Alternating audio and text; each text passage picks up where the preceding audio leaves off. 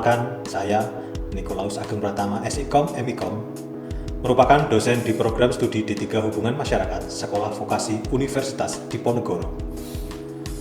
Perkenankan saya menjelaskan sejumlah mata kuliah di sekolah vokasi yang saya ampu, yaitu pertama, teori-teori public relation, kemudian ada manajemen krisis, manajemen konflik, kampanye public relations, dasar-dasar metodologi penelitian, riset public relations, media relations, dan produksi media public relations.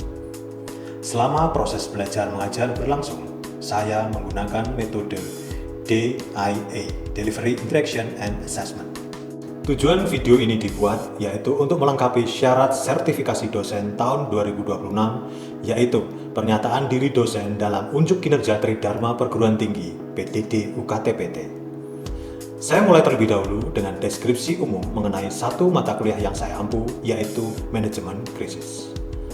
Mata kuliah manajemen krisis adalah mata kuliah wajib untuk mahasiswa semester 4 program studi S1 Terapan Informasi dan Humas Sekolah Vokasi Universitas Diponegoro.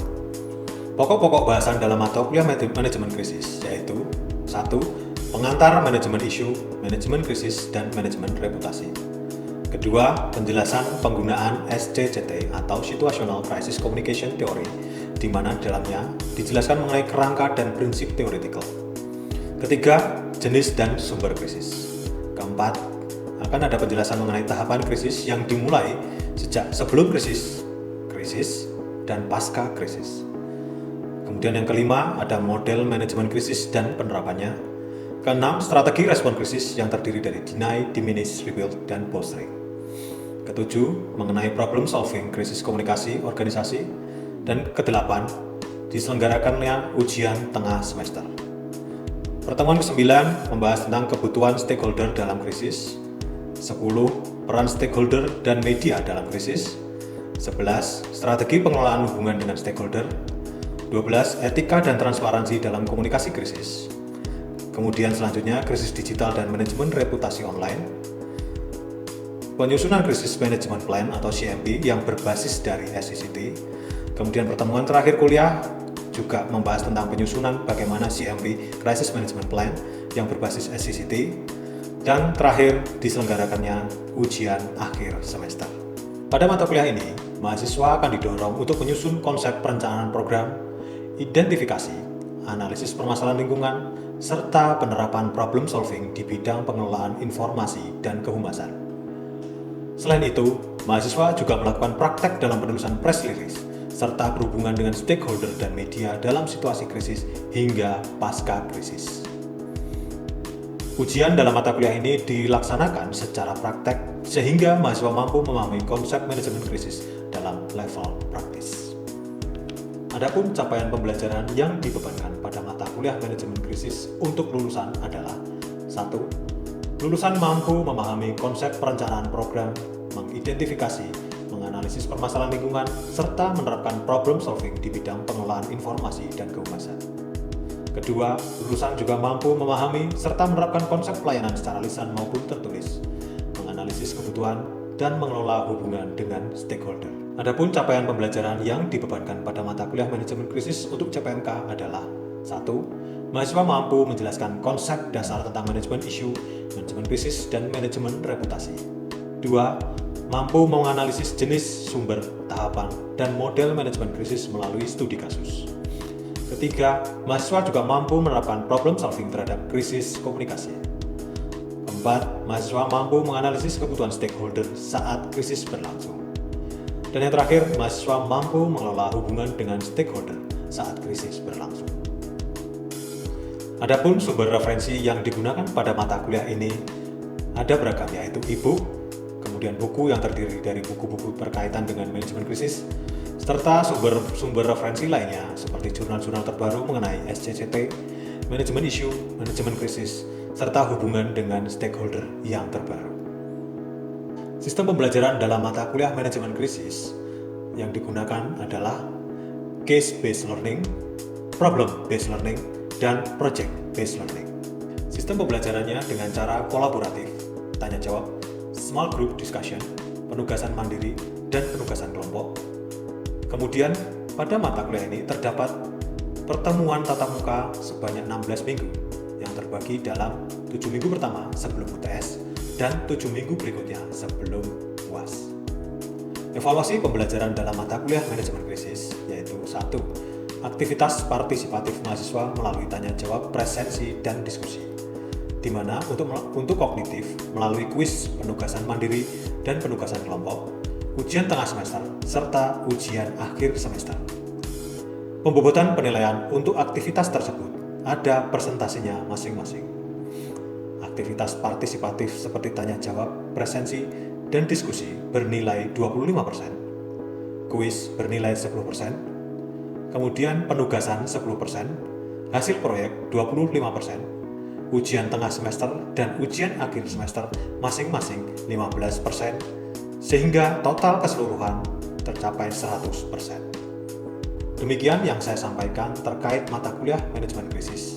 Adalah mata kuliah wajib untuk mahasiswa semester 4 program studi S1 Terapan Informasi dan Humas Sekolah Vokasi Universitas Diponegoro. Selanjutnya akan saya sampaikan cuplikan pengajaran yang saya lakukan secara sinkronus tatap muka di dalam kelas. Assalamualaikum warahmatullahi wabarakatuh. Shalom, Om Santi, Santi Om Namo Buddhaya, salam kebajikan, salam sejahtera, berkah dalam. Selamat siang semuanya. Pada siang hari ini kita lanjutkan perkuliahan manajemen krisis pertemuan ke-7 dengan tema problem solving dalam krisis komunikasi organisasi.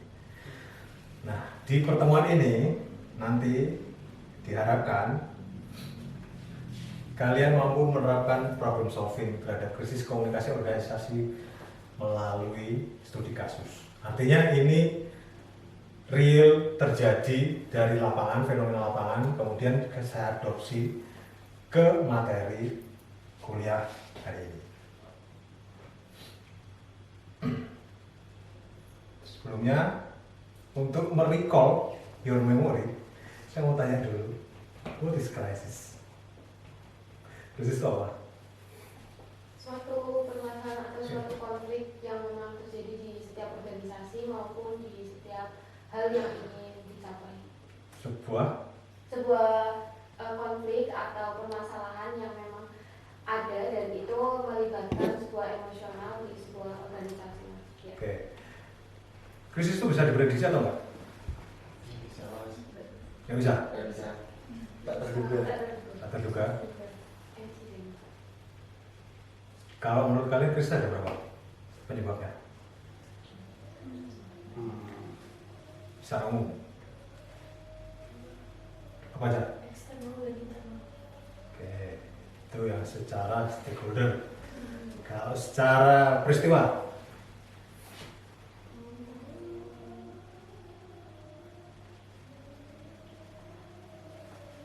contoh tsunami menyebabkan krisis nggak? Menyebabkan. Nah, tsunami itu apa? Bencana. Nah, satu itu. Yang kedua, misalnya kecelakaan pesawat karena perawatan yang tidak bagus. Kira-kira berarti penyebabnya apa? Human error. Berarti ada dua penyebabnya, bencana dan human error. Kalau yang bencana kira-kira bisa diprediksi nggak? Nggak bisa. Nggak bisa? Mungkin sekarang bisa kan ada BMA. Iya. Manajemen, makanya ada mata kuliah namanya manajemen risiko dan manajemen isu. Itu digunakan untuk mengajari kalian mendeteksi potensi-potensi atau risiko-risiko yang muncul sebagai gejala awal bakal terjadinya sebuah krisis. Maksudnya di sana. Nah, sebagai awal mata kuliah pertemuan ini, silakan dibaca dulu. Kebutuhan stakeholder itu yang paling penting. Ya. Nah, stakeholder itu kan ada circle-nya. Mana yang inti duluan kita nanti handle, mana yang tidak priority, mana yang priority, mana yang bisa kita tunda dalam tanda kutip. Tapi ada juga yang mendesak, kita harus handle sana. Kalau enggak, krisis tambah gede, tambah besar.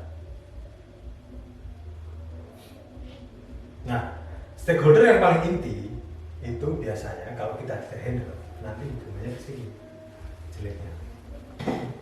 Organisasi kita jadi ancaman. Topik pertama adalah managing crisis.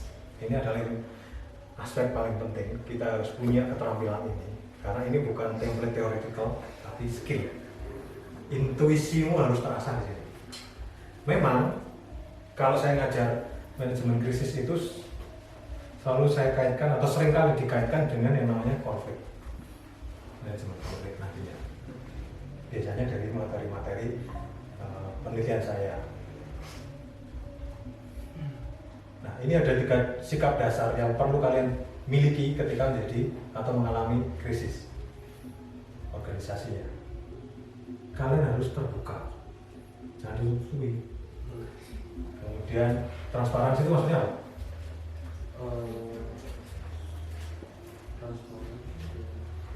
Tentang apa kira-kira? Tentang krisisnya, tentang penyebabnya. Oke, terus apa lagi? Ya, itu kronologi kamu harus sampaikan secara historical dan cepat. Jangan tunda-tunda seminggu, 2 minggu, kalau besar. Nah, di manajemen krisis kamu harus berani atau siap mengurangi jam tidur. Kamu harus cepat. Makanya kemana-mana saya selalu ajarkan kalian bahwa buat nyatin apa yang jadi risiko terbesarnya. Ada yang tahu guys kasus ini nggak? Siapa yang user ini Roblox? Pernah. Nah, nah iya. Ini kan dunia kalian loh.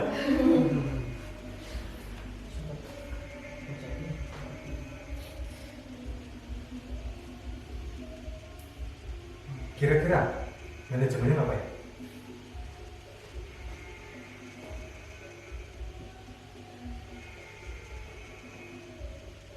Coba.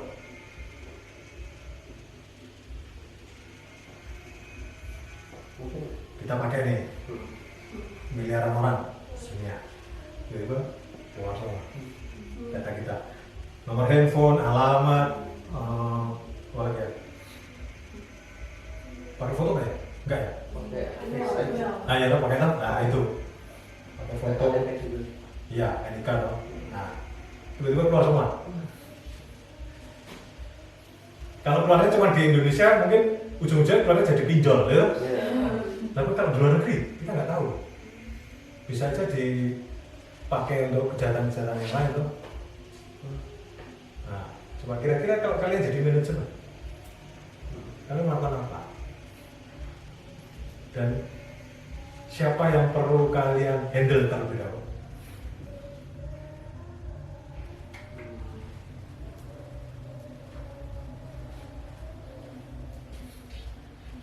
Coba di mapping. Roblox itu pengguna terbanyak di mana? Di remaja. Nah, remaja di mana? Secara geografis di negara mana?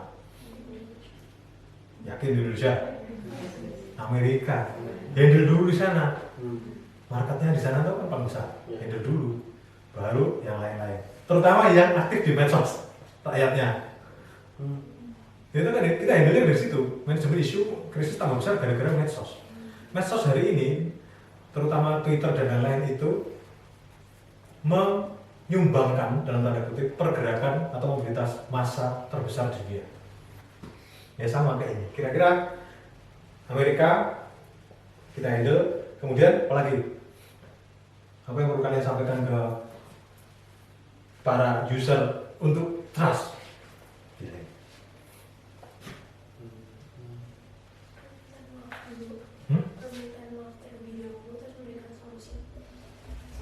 Oke, ya, permintaan maaf itu memang paling utama. Paling utama itu. Kedua, kira-kira apa yang perlu disampaikan? Untuk biar ke temanmu itu bisa percaya.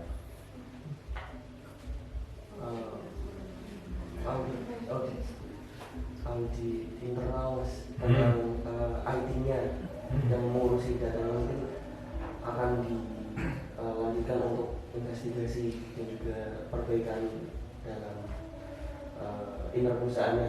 Ya. Kira-kira gitu. Karena masalah dasarnya adalah data. Jadi kamu harus problem solvingnya ke data juga. Nah, berikutnya ini yang kamu jangan lupa, ada stakeholder yang sering tidak diduga muncul. Ya toh? Media. Nah, media harus berhasil kita kelola hubungannya. Karena kalau tidak, bakalannya jadi blunder semua. Media itu bisa kita optimalkan perannya sebagai penjaga informasi. Tapi kalau kita tidak optimalkan, dia akan meloloskan semua informasi. Masalahnya di situ. Nah, kemudian ada 3 kemungkinan ketika organisasi itu terlibat atau berada dalam pusaran krisis. Bisa bangkrut, bisa tetap eksis. Dan kemudian dia bisa lebih besar. Habis krisis, tapi malah semakin besar, semakin famous. Dia pinter, manajer bisnisnya pinter menjanjikan momentum perhatian opini publik itu untuk promosi yang mahal. Itu pinternya. Oh ada sih mas, tapi ini merek UMKM. Itu namanya Forty Goods kalau tahu. Itu merek sepatu. Nah dia tuh selalu diecek-ecek karena sepatunya jiplak. Oh iya. Tapi kan karena harga murah, pasarnya semakin masih pada beli. Bagusnya di situ ya. Iya, nah kayak gitu loh. Pinter dia pinter melihat. Nah ini makanya kalian salah satu luaran dari mata kuliah ini adalah kalian harus mempunyai atau mengasah sense membaca opini publik. Arahnya kemana? Arahnya ke sini nih. Tumpangin aja. Kalau kamu pinternya di situ. Pinter-pintermu. Nah, ini quote yang harus dipegang. Kalau situasi normal, kita yang cari media. Kalian kirim email apa macam-macam, tapi jangan lupa kalau situasi krisis, media yang nemuin kita. Hati-hati, ngomong apapun pasti record. Usahakan ketika krisis planning dulu, direncanakan dulu mau ngomong apa, susunannya gimana, sampai itu ya. Sampai diksi yang kamu harus pilih pun itu harus terencana. Diksinya harus tertata semua. Intonasi, cara melihat ke kamera media. Nah, ini yang case untuk non corporate atau ini pemerintahan. Kasus Boban. Ini tahun 2002. Ya toh, 2002. Ini belum lahir ya? Belum. Nah, saya ambil karena penanganannya waktu itu sangat menarik untuk diajarkan ke materi kuliah ini. Nah, ini solusi yang diambil Kemenko Kesra, Kementerian Koordinator Kesejahteraan Rakyat. Waktu itu Pak JK yang inisiasi. Isu pertama apa tadi? Ketakutan orang, berarti ke keamanan. Problem solvingnya handle stakeholder TNI Polri untuk kendalikan masalah. Ya, jumlahnya tambah. Waktu itu saya ke sana, di setiap sudut jalan ada personel TNI Polri, di bandara, di mana-mana bersenjata. Itu kan ketika kita berposisi sebagai turis, kita merasa aman. Wah, ada pasukan. Nah, cuman waktu itu terkendala di kendaraan. Mau dinaikkan motor trail kan berisik. Orang datang ke Bali kan untuk healing. Di Kuta kalau dengar motor trail mondar-mandir kan jadi terganggu. Solusinya apa? Diberikan kendaraan apa biar aparat itu bisa efektif pindah tempat ke tempat yang lain. Enggak, belum ada, cuma dulu motor listrik. Sepeda. Belikan sepeda. Seru kan? Kayak di luar negeri tuh. Polisinya naik sepeda. HT belikan. Kemudian isu kedua penurunan tren tadi. Ya, solusinya kita gerakkan namanya wisatawan domestik. Kita nggak mungkin bilang ke misalnya orang Australia, Bali udah aman, nggak bisa. Kamu harus menunjukkan bahwa Bali aman, bukan ngomong Bali aman, nggak bisa. Kamu harus tunjukkan bahwa Bali aman. Perlu waktu kan? Akhirnya turis domestik yang disasar. Siapa turis domestik? Harus spesifik. PNS. Untuk liburan ke Bali dibutuhkan minimal 3 hari.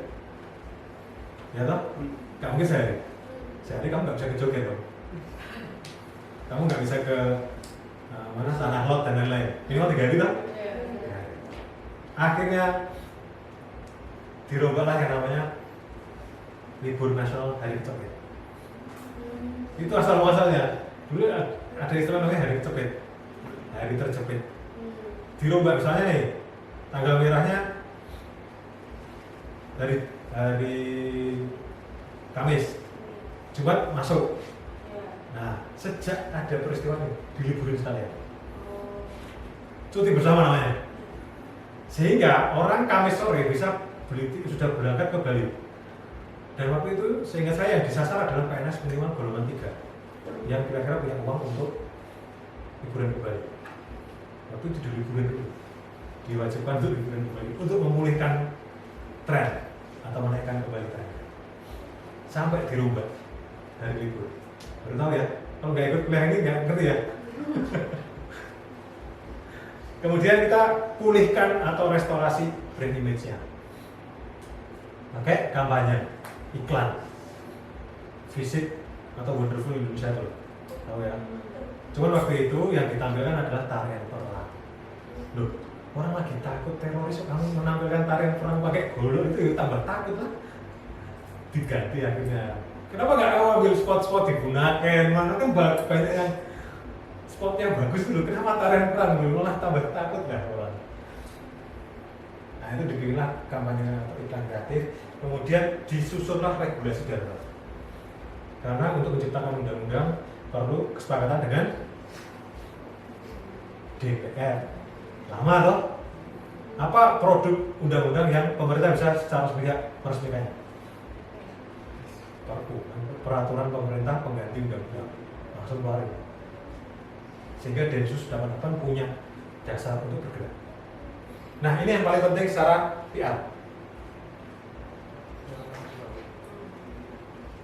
Selain ditangkap, dihukum, kamu harus publikasikan live di persidangan. Ya, undang semua media, terutama media asing kamu harus buka, karena korbannya paling banyak orang Australia. ABC apa kamu harus buka ya, Al Jazeera, nggak boleh kamu pilah-pilah, buka semua aksesnya. Itu yang paling penting, itu kuncinya. Nggak bisa kamu mau Bali aman, nggak bisa tanpa kamu menunjukkan bahwa pelakunya sudah dihukum ataupun sudah mendapatkan sanksi. Gitu ya. Akhirnya dalam 9 bulan bukan kelahiran yang tercapai. Biasanya kelahiran dalam 9 bulan. Ini adalah target lokal tuh. 9 bulan dibutuhkan manajemen krisis selama 9 bulan. Artinya manajemen krisis itu butuh waktu yang cukup panjang kalau krisisnya besar, nggak bisa langsung selesai. Oke, sampai di sini ada yang mau tanyakan dulu? Dibagi ke 4 kelompok ya. Satu kelompoknya 3 orang untuk mendiskusikan persoalan tsunami Aceh ketika Anda menjadi tim manajemen krisis pemerintah pusat. Nah, memang tsunami Aceh itu kalian belum lahir. Caranya gimana? Biar kalian bisa mendapatkan feel-nya, nonton dulu video. Ya kan? Sehingga bisa memetakan kira-kira kebutuhan stakeholder dan bagaimana kita solve problem di sana. Masalahnya apa? Ini jauh lebih besar daripada bom Bali. Ya, nanti kalian diskusikan dan dikumpulkan hari ini juga. Silakan kerjakan dulu.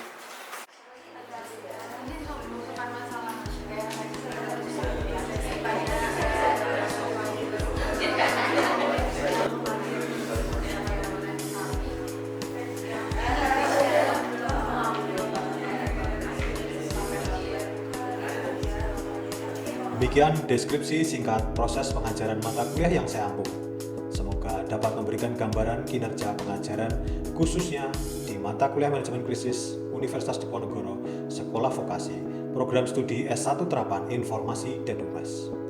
Saya mengucapkan terima kasih yang sebesar-besarnya kepada seluruh tim penilai dan seluruh panitia sertifikasi dosen tahun 2026, terutama Direktorat Sumber Daya Dirjen Dikti, Kementerian Pendidikan Tinggi, Sains dan Teknologi. Selain itu, saya juga mengaturkan terima kasih kepada pimpinan Universitas Diponegoro, Sekolah Vokasi, rekan-rekan dosen, tendik, serta teman-teman mahasiswa. Terakhir, saya memohon maaf bila ada kekurangan dalam penyampaian unjuk kinerja pengajaran. Assalamualaikum warahmatullahi wabarakatuh. Shalom, salam sejahtera bagi kita semua. Om Swastiastu, Namo Buddhaya, salam kebajikan, Rahayu.